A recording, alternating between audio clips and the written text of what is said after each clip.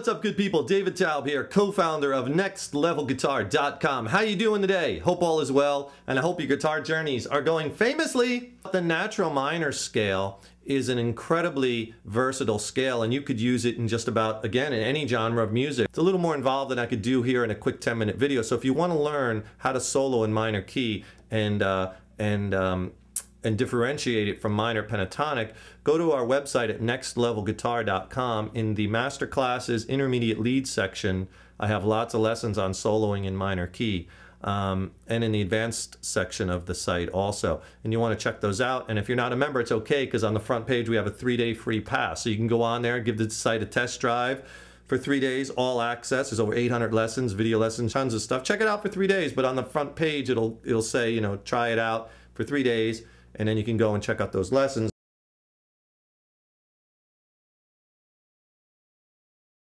Let's learn a few licks with this scale. I showed you where the bends are, the hip bends, but you know, a lot of times descending,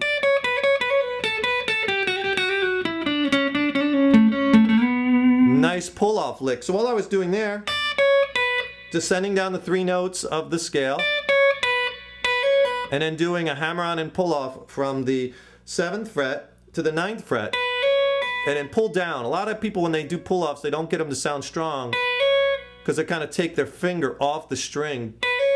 Notice I'm pulling down with this 3rd finger, so you get,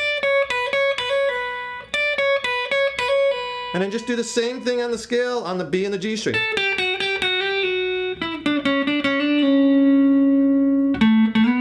And then we're resolving it by going from the 7th fret on the D to the 9th fret on the D, because that's our B note. And that's where we want to resolve a lot of our licks to that root. So you kind of get this when you work it up to speed. And there, each time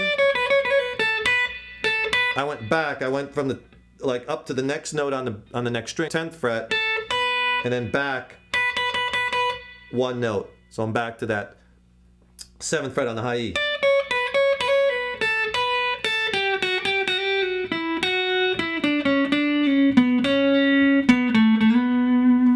Right? Another licks with those bends I showed you.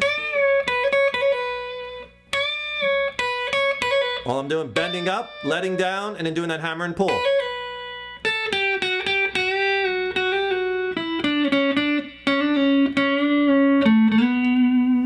Now the great thing about 3 notes per string is that it gives you much more opportunities than minor pentatonic, because you have this extra note in here. So like when you're doing pull-off licks that you could get the sound really fast.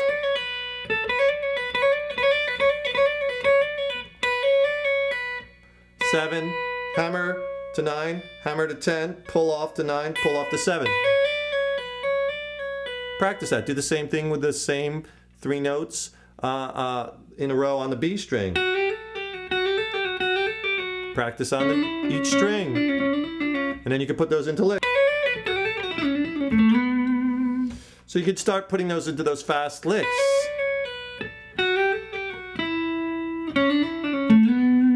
Just really opens up the door to so much more lick opportunity. And again, I'm resolving a lot on that D string to that B note.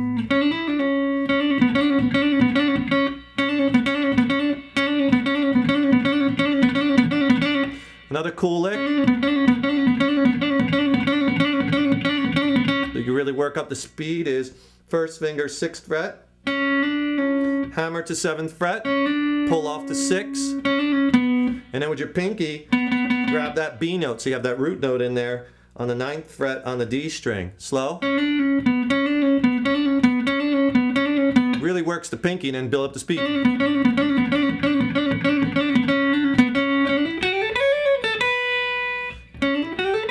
And then sometimes just climbing right up the scale with hammers and pulls, or just hammers. And then you can pull off back down.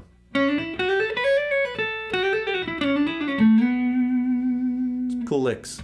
Nice thing is, you know, you can mix this the minor pentatonic scale or the blues scale with the natural minor.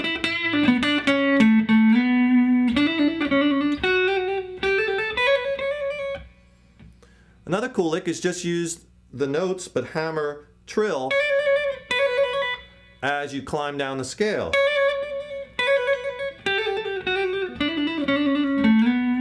You could do it one time or many times.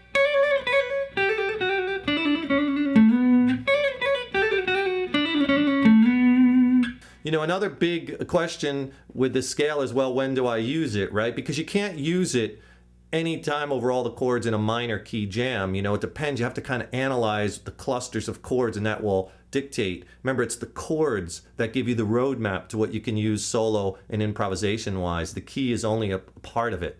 You got to analyze the chords. You know, knowing all the scales in the world will do no good unless you know how to use them over what, you know, chords, what progressions. For the most part, though, you could use a scale over just about any minor type chord. It's going to sound really good. But as far as if you're in minor key, if you could use it or not, in many instances you can. You got to kind of analyze the chords, and I'll teach you how to do that on the site.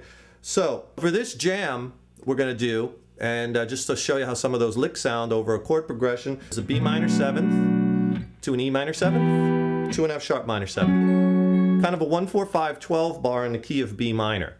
So we're in the key of B minor, the 4 chord is minor, so that tells us we can play this natural minor scale or Aeolian mode over all the chords all day long. And of course, we're in minor key, there's no major 5 chords, so we can use minor pentatonic and blues, of course, over all the chords, but we want to really use this natural minor scale that you're just learning. Over the jam, I'm going to play minor pentatonic and blues, and I'll play this natural minor scale, and you'll hear the difference of just adding those 2 notes, how much character it's going to add. And I'll do a lot of the licks in this jam that I showed you, that I just showed you, so you can kind of hear what they sound like. If you want this jam track, we have a killer product called Rock Jam Tracks Plus, and this jam is on there along with 9 other killer studio quality jam tracks, and it comes with my 57-page book on lead guitar, where I break down all the tracks and teach you how to solo over them and what to use and when and why it works. Kind of the old, you know, teach you to fish rather than just give you a fish. You know, I'm teaching you so you could use the jams as vehicles. Go to the link right here, and it has that Rock Jam Tracks Plus package if you want to check it out. You know, and the jam tracks sound great, very motivating to play over. And these aren't like MIDI tracks. They are, like I said, I recorded and mastered, mixed them in Sound Source Studios here in San Diego. And the tracks sound great, so they're very empowering to play over. And if you're interested, check it out. You might like it, but this track is on there. And I'm just going to play us out here, jamming over those tracks. Listen for this natural minor scale. Use it. It's a great scale. Really practice your bends. Always bend in pitch. Practice the scale, you know, just practice it back and forth.